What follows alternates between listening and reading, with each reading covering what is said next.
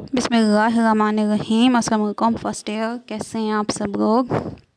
आज बेटा हम अपना न्यू टॉपिक स्टडी करने जा रहे हैं, वैरायटी ऑफ लाइफ, जो चैप्टर नंबर 5 है। इसके हमने आज बेसिकली 2 टॉपिक्स स्टडी करने हैं। एक है जी स्ट्रक्चर ऑफ फेग वायरस और दूसरा है जी लाइफ साइकिल ऑफ बैक्टीरियोफेग। अब इसमें जी अपने फर्स्ट टॉपिक की तरफ मूव करते हैं, that is structure of bacteriophage. अब बेसिकली ये जो वर्ड है बैक्टीरियोफेग, ये कहते हैं बेटा बैक्टीरिया ईटर्स को। बैक्टीरिया ईटर्स का मतलब, ईटिंग का मतलब यहाँ पे वो नहीं है जो कि कॉमनली हमारे यहाँ ईटिंग का मतलब होता है ह्यूमन बींग्स के लिए। यहाँ पे जो ईटिंग का मतलब है वो होता है डिस्ट्रॉय करना, डैमेज करना। अब बैक्टीरियोफेग वायरस की वो टाइप है जो कि जिनका होस्ट जो है वो बैक्टीरिया होता है, वो उसके सेल को जो है वो डैमेज करते हैं। अब इनका जो ओवरऑल स्ट्रक्चर होता है T4 बैक्टीरियोफेग का, वो बेटा रिजेंबल करता है टेडपोर से। टेडपोर किसे कहते हैं? टेडपोर कहते हैं जी एम्फीबियंस के लार्वा को। और इसका जो एक स्पेसिफिक जो स्ट्रक्चर होता है, एक स्पेसिफिक हेड होता है और टेल होता है। अब हेड जो है इनका वो एलोंगेटेड होता है, पायरामिडल होता है, यानी कि उसके 2 ट्रायंगुलर स्ट्रक्चर्स होते हैं with common base. Hexagonal prism shaped structure होता है to which straight tail is attached. अब यह है कि डबल स्ट्रैंडेड इनके अंदर, इनके हेड के अंदर डीएनए का मॉलिक्यूल मौजूद होता है इनके जब स्ट्रक्चर को देखते हैं। और इसके अलावा इनकी जो टेल होती है वो ज़्यादा कम्प्लेक्स होती है एज़ कम्पेयर टू हेड। अब देखें जी, नेक्स्ट उन्होंने बताया गया है कि हेड और टेल के अलावा एक और पार्ट भी होता है जो कि इसके दरमियान में होता है, उसको हम कहते हैं जी sheath. A layer of distinct protein forms the inner tube or core which is enclosed in sheath made up of another type of protein. अब कोर जो है यानी कि जो दरमियान वाला हिस्सा है हेड और टेल के, इसके ऊपर एक और प्रोटीन की कवरिंग होती है जिसको हम क्या कहते हैं? शीथ कहते हैं। On one side of sheath is collar and on other side is end plate. अब यहाँ पे जब हम डायग्राम को देखें तो ये पॉइंट आपको क्लियर हो जाएगा। देखें बेटा इसकी डायग्राम, यहाँ पे ये जो एंटीरियर पार्ट है ये है जी हेड। अब यहाँ पे आपको वाज़ेह तौर पे पायरामिड्स जो हैं वो नज़र आ रहे हैं। और इसके अलावा इसके अंदर एक वाइटिश सा रिंग फॉर्म एक स्ट्रक्चर मौजूद है जिसको हम इसका डबल स्ट्रैंडेड डीएनए कहते हैं। बिल्कुल एंड पे देखें एक ग्रीन कलर की बेस प्लेट है और इस बेस प्लेट से 6 जो हैं वो थ्रेड्स एराइज हो गए हैं जिनको हम कहते हैं जी टेल फाइबर्स। ठीक है बेटा, बेस प्लेट है और इससे टेल फाइबर्स एराइज हो गए हैं क्योंकि ये टेल वाला पोर्शन है। और ऊपर वो हेड है जिसको कैप्सिड हेड क्या कहा गया क्योंकि इसके ऊपर इसके जो कवरिंग होती है प्रोटीन्स की उसको हम कैप्सिड कहते हैं। इसके अंदर जी न्यूक्लिक एसिड है या डीएनए मौजूद है, देन कॉलर है, शीथ है एंड प्लेट। और इसके अलावा बेस प्लेट से कुछ प्रोजेक्शंस भी एराइज होती हैं जिनको हम क्या कहते हैं बेटा? स्पाइक्स कहते हैं। So this was about the structure of bacteriophage virus, जिसको हमने टेडपोर कहा था, यानी कि एक स्पेसिफिक हेड और एक स्पेसिफिक क्या होती है? इनकी टेल होती है। अब नेक्स्ट जो टॉपिक हमने स्टडी करना है, topic number 2, that is life cycle of bacteriophage. अब बेसिकली जो है इनका जो लाइफ साइकिल होता है ना बैक्टीरियोफेग का, उसके बारे में आपको मैं कुछ पॉइंट्स बताना चाहूँगी। अब इस ये लाइफ साइकिल के बेसिकली दो टाइप्स होती हैं बेटा। एक होता है इनका लाइटिक साइकिल जिसमें इमीडिएट बस्टिंग हो जाती है बैक्टीरिया के सेल की, और दूसरी एक टाइप होती है लाइसोजेनिक साइकिल जिसमें इमीडिएट बस्टिंग नहीं होती सेल की। अब इसमें यह है कि इसके जो है ना हम स्टेप देखते हैं। फर्स्ट ऑफ ऑल थोड़ा सा डिस्क्रिप्शन बताई गई है कि the bacteriophage replicates only inside the bacterial cell, यानी कि ये एक वायरस है और ये रेप्लिकेट करेगा किसके अंदर? बैक्टीरिया के सेल के अंदर, क्योंकि वायरस की अपनी कोई भी बायोसिंथेटिक मशीनरी तो होती नहीं है। ये किसकी बायोसिंथेटिक मशीनरी यूज़ करेगा? बैक्टीरिया की।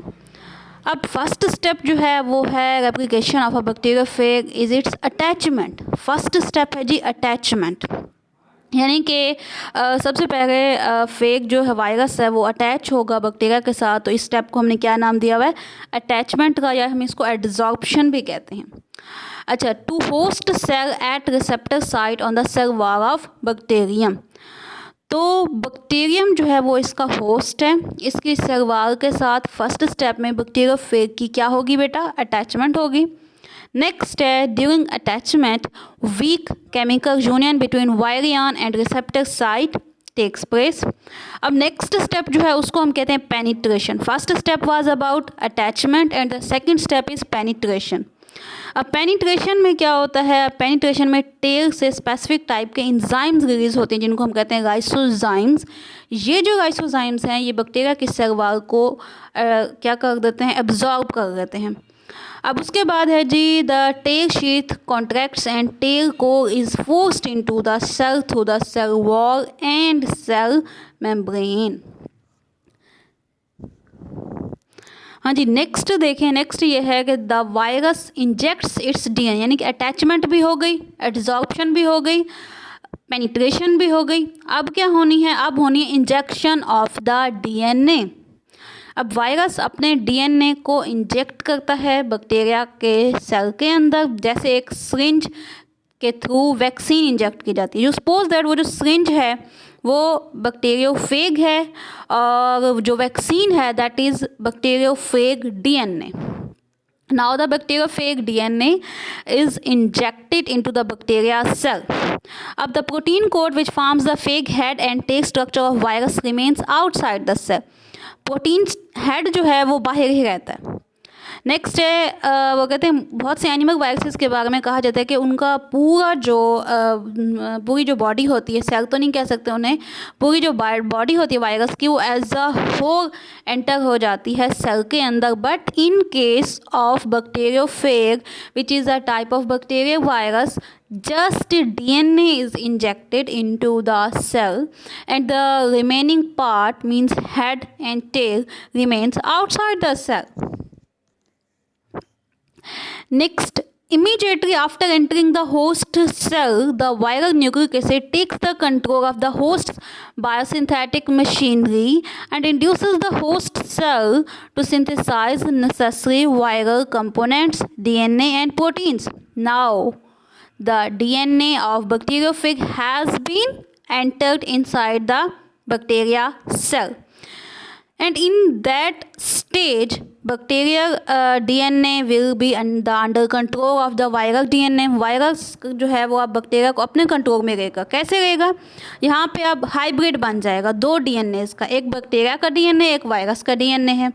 अब ये जो हाइब्रिड होगा इसकी क्या होगी, इसकी या तो उसकी बहुत सी कापियाँ बन जाएंगी और बैक्टीरिया का सेल बस्ट हो जाएगा, या फिर ये होगा वही बैक्टीरिया का सेल जिसमें हाइब्रिड डीएनए है, जिसमें बैक्टीरिया वायरस का डीएनए है, उसकी मल्टीप्लिकेशन होगी। इस स्टेज पे आके हम डिफ्रेंशिएट करेंगे दो टाइप्स के लाइफ साइकिल को।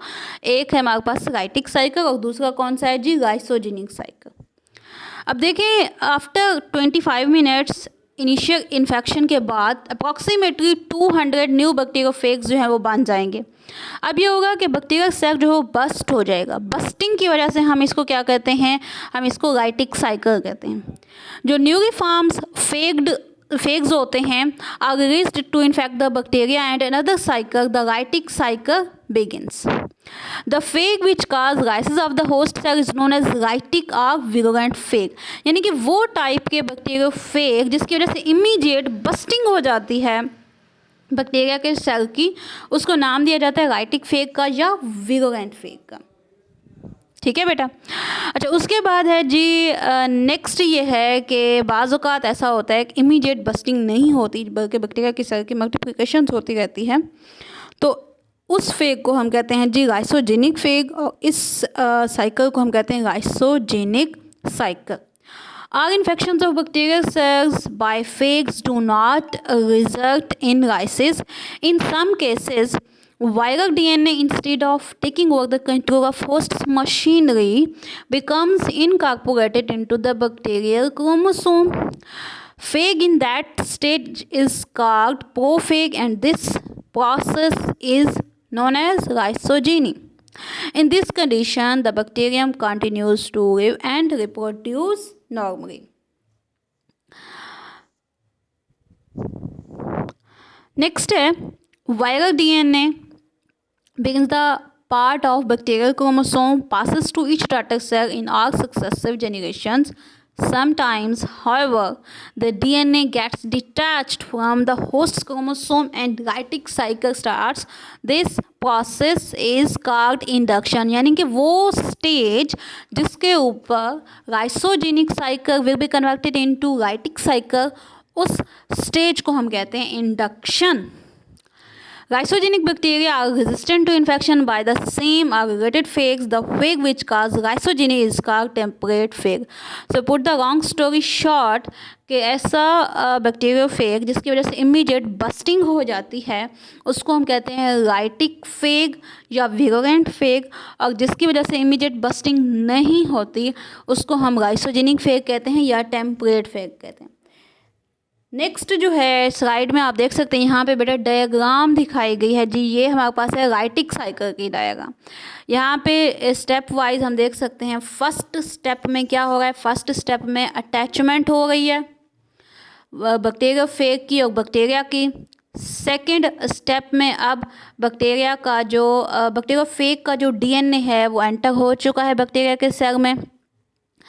अच्छा, नेक्स्ट है जी इसकी कॉपियाँ बन गई हैं. इसकी एक तो हेड्स की भी कापियाँ बन गई हैं, इसके अलावा टेल फाइबर्स की प्रोटीन्स बन गई हैं और न्यू डीएनए बन गए हैं. नेक्स्ट स्टेज में पैकेजिंग हो गई है जिसमें पूरा कंप्लीट वायरियन जो है वो बन गया. बैक्टीरिया का जो सेल है वो फुल हो चुका है बैक्टीरियोफेग से. And in the next stage क्या होगा, अब नेक्स्ट स्टेज में बैक्टीरिया का जो सेल है इसकी बस्टिंग हो जाएगी, इसकी डेथ हो जाएगी और जो बहुत सी कॉपीज़ हैं न्यू वायरसेस की वो बन जाएंगी. Now these new viruses again infect and other type of bacteria and the cycle should be repeated. Next diagram है हमारे पास लाइसोजेनिक साइकिल की. यहाँ पे आप लोग देख सकते हैं कि जी फर्स्ट स्टेप के अंदर फेग अटैच हुआ है to the surface of the bacterium. Next क्या हुआ है, phage DNA enters the bacteria cell और नेक्स्ट स्टेज में अब प्रोफेज बन गया, यानी कि अब हाइब्रिड बन चुका है DNA of bacteria and DNA of bacteriophage virus. अब नेक्स्ट है जी इसी जो फेग है जी जो इसके अंदर आ चुका है, सॉरी फेग तो नहीं आ चुका, उसका जो डीएनए आ चुका है बैक्टीरिया के अंदर, इसकी बहुत सी कापियाँ बनती जाएंगी और एक स्टेज आएगा जिस पे ये लाइसोजेनिक साइकिल जो है वो कन्वर्ट हो जाएगा राइटिक साइकिल में और इस स्टेज को हमने नाम दिया है इंडक्शन स्टेज का. So that is end of the lecture. Thank you so much.